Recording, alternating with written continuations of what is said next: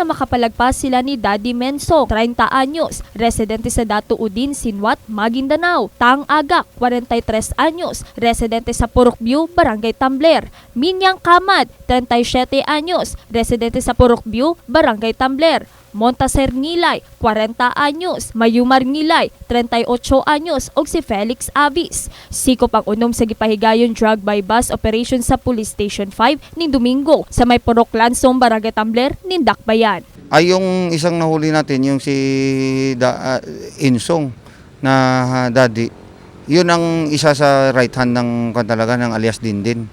So ito yung kanya, marami pa ito siyang mga kasamahan doon, yung alias Dindin na siyang kinikilalang supplier talaga doon. Nakuha gikan kang Felix Avis ang usa ka sachet nga gituwang shabu ug mark money nga 500 pesos. Nakuhaan usab og 7 ka dagko nga sachet nga gituwang shabu si Daddy Mensong ug 2 ka sachet usab kay Mayumar Ngilay. So ito yung nahuli natin is from Dalican at saka yung mga kasama din doon na yung may-ari ng bahay na kung saan ito yung pinapapatsisyon nila at saka ito yung nilalaglagan nila ng droga.